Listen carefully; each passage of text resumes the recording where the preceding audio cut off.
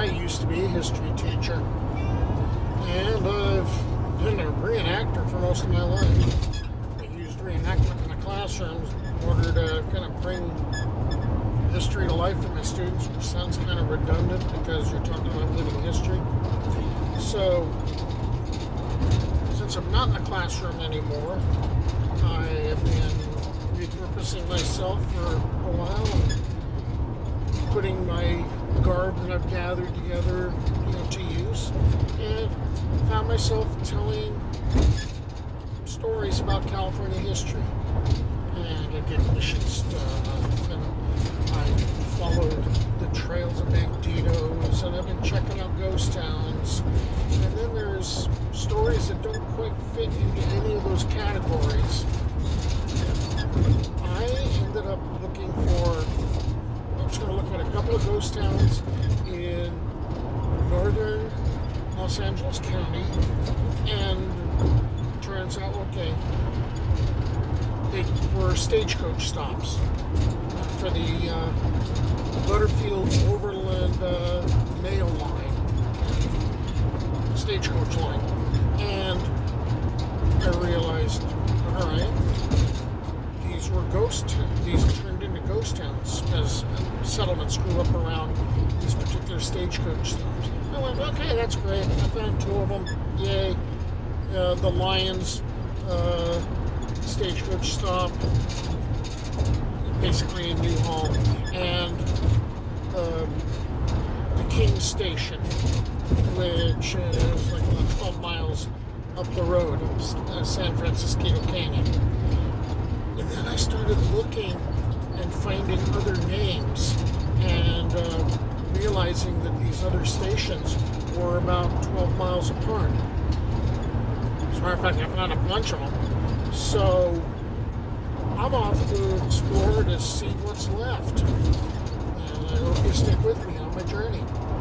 From 1852 to 1855, Wells Fargo focused solely on banking and express operations, but contracted out the physical movement of mail and gold to existing lines such as the California Stage Company.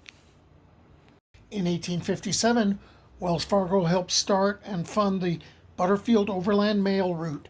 This stagecoach line transported passengers and mail from St. Louis into San Francisco, which would operate until about 1861, when the Confederacy took over part of the southern route and the North stopped mail delivery by stage and switched to the Pony Express. John Butterfield had a goal. It was to outperform the San Antonio and San Diego Mail Line, which covered approximately 1,400 miles of desert and mountains in about 52 days. The Butterfield Line would travel from St. Louis 2,800 miles to San Francisco in 25 days. So how'd he do it? There were about 150 stations. Stages traveled at breakneck speeds 24 hours a day. There were no overnight hotel stops, only hurried intervals at stations where the teams were changed. It was about the mail getting through. Though the stages had the mail as the first priority, hardy, adventurous passengers were also accepted. Passage over the entire route cost $200. 25 pounds of baggage were allowed, along with 2 blankets and a canteen.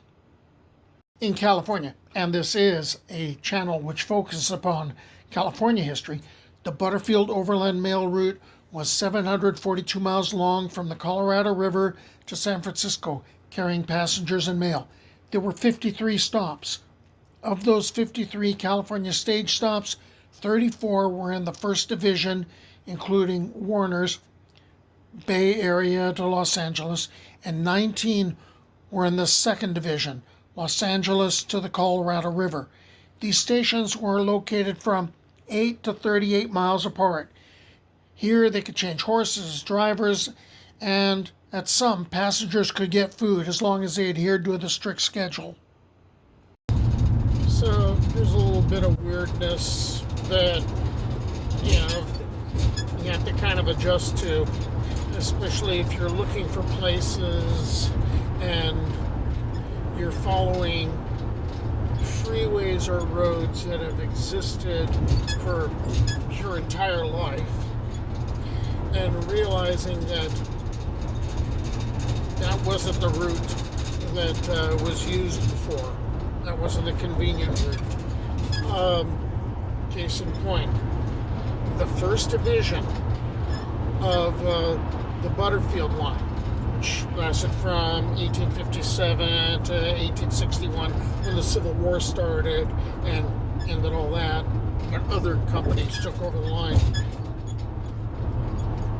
The first division started in Los Angeles, all right, and then it would go on up into the San Fernando Valley and the Cahuenga station, and then you'd hit the Lopez station, and then you would think, well, you know, seeing it through 21st century eyes and maybe 20th century eyes, that, well, you just go on up the 5 and that, you know, and that would be a logical thing, except that wasn't the case, because the line ended up going up through what was called Fremont Pass at one point, and now it's the New Hall Pass.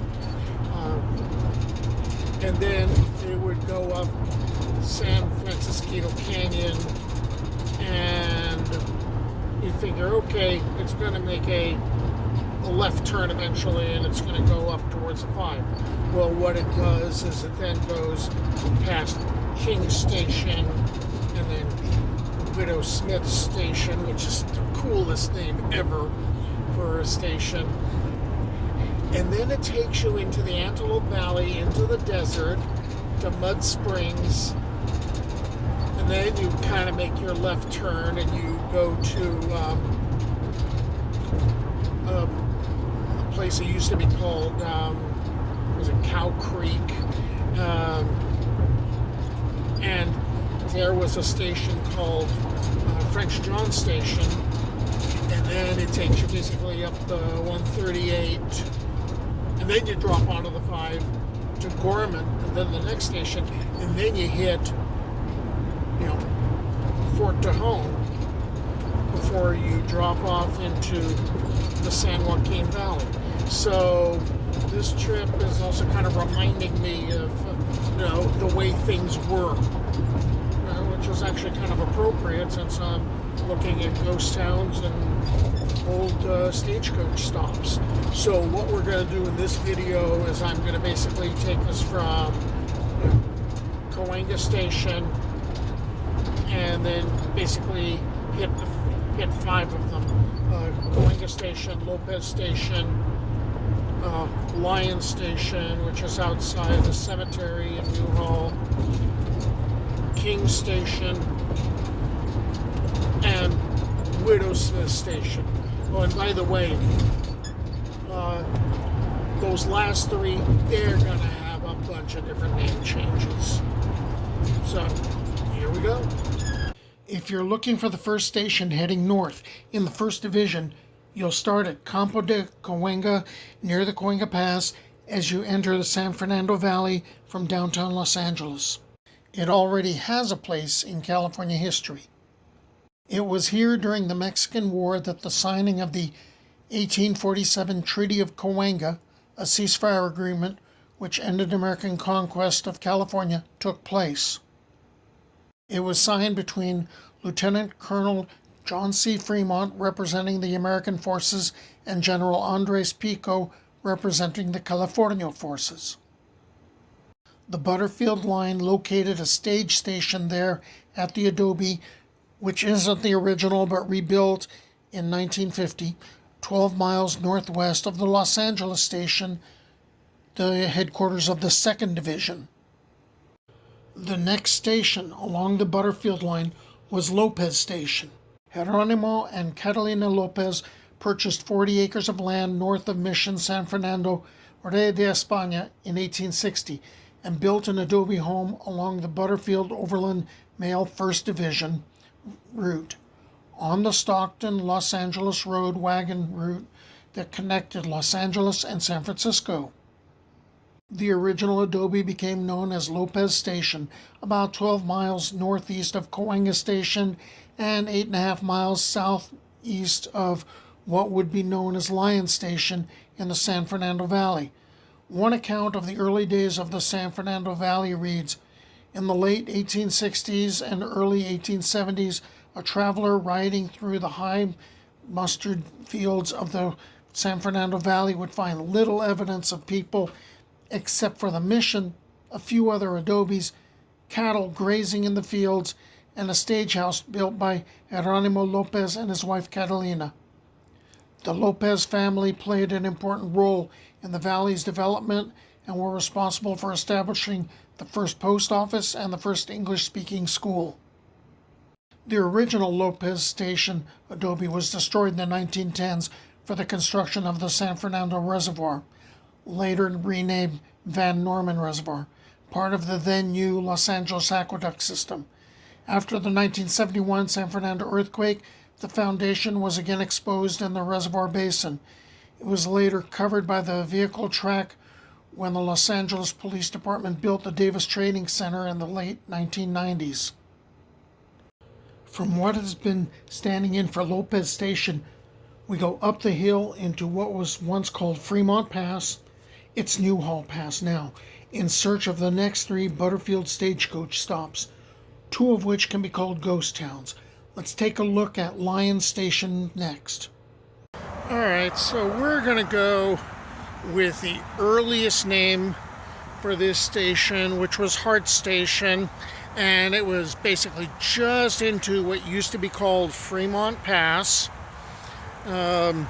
Basically now you're looking at the, Eternal Valley Cemetery. Alright, so this was basically the road from Los Angeles going up to the Sierras and the gold rush. It was a regular stop for several early California stagecoach lines, and it could accommodate travelers during the 1853 Kern River Gold Rush.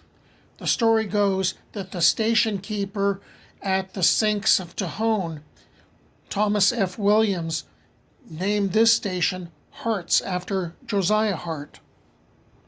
Sometime during 1853, a Los Angeles businessman, Henry Clay Wiley, took over the running of the station.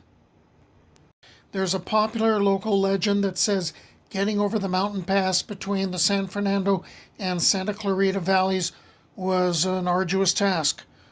Entrepreneur Henry Clay Wiley, new part owner of a hotel, restaurant, saloon, saw an opportunity to make more money by offering to lower wagons and animals down the precipitous incline for a fee. Wiley installed and operated this massive windlass at the top of the hill. Cool story, because shortly before Wiley's arrival in the area, Beale's Cut was completed, and that eliminated the need for a windlass. But he did build a tavern and a hotel and a stable nearby, so folks started calling the station Wiley Station. The Lyon brothers, Sanford and Cyrus, had been lured to California by the gold rush, but they ended up as clerks at a mercantile store partly owned by their first cousin. That's Sanford's picture. So the Lyon brothers, they had other plans. They did not intend to remain as clerks in a store that belonged to a relative. And what are their bigger plans? They bought the station from Wiley. And they've got the tavern going, they've got all sorts of things happening at the station. It's getting built up. And this is where the station was located was supposed to be one of the most difficult passages, through the pass. And that's why you get stories like the windlass story of hoisting up, wagons and hoisting up the animals, pulling them. Maybe the difficulty actually helped business. If the trip was that arduous, stopping for a bite to eat or having a few drinks or staying in the hotel might not be a bad idea. Lyons, which started as Hart's, then Wiley's station, which started as a meal and rest stop on the Butterfield Line, eventually grew into a multi-use complex consisting of a depot, a tavern, a store, a telegraph office, and a post office. While Sanford primarily took care of the business at Lyons Station, Cyrus led a busy life in the Los Angeles Pueblo, which was one of the most lawless places west of Santa Fe. And he was involved in lawman duties, more like vigilante duties, with the Los Angeles Rangers. Sanford Lyon was keeping busy too. In addition to his enterprise at Lyons Station, he teamed up with Henry Wiley, the previous owner, to become active participants in the birth of the oil industry in Pico Canyon. Okay, so Sanford Lyon, he's involved in the oil industry as well as owning the stage stop. Well, okay, there's a settlement that's growing up that eventually warrants a post office. And the post office gets the name Petroleopolis. All right, so that's going to operate until like 1871. Oh, and Sanford Lyon, he's going to be the first postmaster. What would kill off Lyons Station was the railroad. Sanford and his Polish immigrant employee Andrew Krasinski had a dispute which led to Krasinski setting up a rival station, Andrew Station, in Railroad Canyon, what's now Pine Street. Krasinski opened Andrew Station a month before the Southern Pacific Railroad came through. He was ready to handle the commerce brought in by the new railroad, while Lyons Station was choked off and died. The remains of the failed refinery at Lyons Station were moved to Andrews in August of 1876. The story of the Lyon brothers of the Santa Clarita Valley ended with the death of Sanford at age 51 in 1882 and of Cyrus 10 years later at age 61. Sanford's buried in the Pioneer section of Eternal Valley Cemetery in U-Haul, while Cyrus resides at Evergreen Cemetery in Los Angeles. So we're following the Butterfield Overland Mail Line going north up into San Francisquito Canyon near San Francisquito Pass, and we have King Station, which was also called Moores and also called Hollandsville. And it was a station operating between 1858 and 1861. It was about 12 miles north of Lyons Station in present-day Newhall neighborhood of Santa Clarita and 12 miles south of Widow Smith Station in upper San Francisquito Canyon near the pass. Its present-day site is along San Francisquito Canyon Road, about 2 miles north of its intersection with Copper Hill Drive. So, somewhere around here, along San Francisquito Canyon, was the watering hole that was called King Station. It was also called Moores around 1854, and it was on the Stockton to Los Angeles Road. It basically was taking people to the gold fields. By 1858, when the New York Herald reporter Waterman L. Ormsby passed through, it was known as King Station. By 1860, people were calling it Hollandsville. About 1880, Charles Raggio acquired the ranch and adobe station building from the Perea family, and it became known as the Raggio Ranch. Later in 1894, the adobe was a post office on the ranch for the surrounding settlement known as Hollands or Hollandsville. In March 1928, the massive flood caused by the collapse of the St. Francis Dam washed away the old stagecoach station along with the Hollands and Raggio Ranch buildings. The dam had been upstream in San Francisquito Canyon.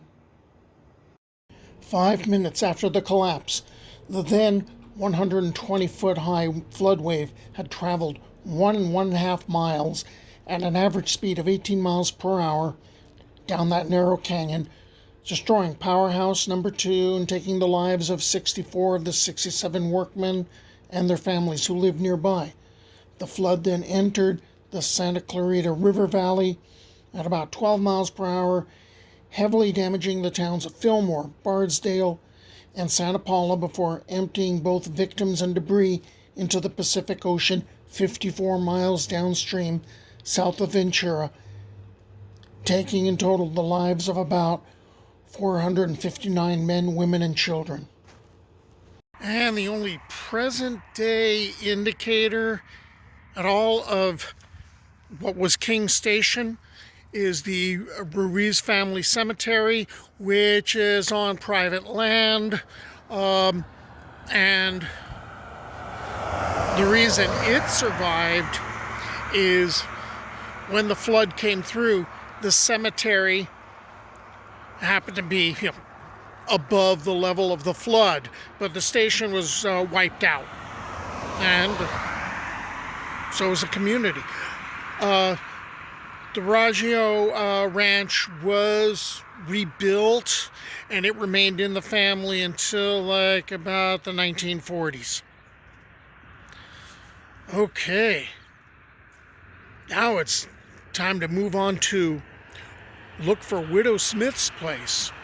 This has got to be the coolest name for a station, for a place in California. Widow Smith Station. I can hear someone pronouncing it up at the Widow Smith's Station, the Widow Smith's place. I don't know the story behind the name. I haven't been able to find it, but it would be so cool to learn it. All I can tell you, it is Widow Smith Station, also known as Major Gordon Station and Clayton Station, was a stagecoach station on the Butterfield Overland Mail route from 1858 to 1861, and that was on the Stockton-Los Angeles Road, 4 miles southwest of Elizabeth Lake. It was located near San Francisquito Pass, about a mile south of present-day Green Valley, at 38839 San Francisquito Canyon Road in northern Los Angeles County. So the Widow Smith Station was about a dozen miles north of King Station. Now, I don't think there was a community built around the station. It was just simply, it was that rest stop along the Butterfield Line. Now, the next station would have been another 13 miles, and it's actually in the Antelope Valley, and that's called Mud Station, or Mud Spring Station, pardon me. And then what you'd end up doing is you kind of turn left, and then you follow the rest of the trail. There may have been a building here as early as the summer of 1856, when a traveler named Harris Newmark said he stayed at Gordon Station overnight when returning to Los Angeles from a business meeting at Fort Tejon. The final adobe station building was erected around 1859 by Aeneas Gordon. In October of 1860, a correspondent of the Daily Alta California wrote an account of his travel by stage to Los Angeles from San Francisco and mentions that the Butterfield Overland Mail had a Clayton station operating at the former location of Widow Smith Station. After 1861, the station was used by other long-haul stagecoach lines until the advent of the railroad ended them. By 1937, when people were calling the adobe Major Gordon Station, it was unoccupied, neglected, and being used for storage of grain and farm products at that time. By the 1960s, the adobe station building was all that was left, and it was finally demolished about 1966. All right, so that's going to cover the first part of my journey along the Butterfield stage line. And the next part, I'm going to start over at Mud Spring Station, or where that used to be. And that'll be in the Antelope Valley. Until next time, bye.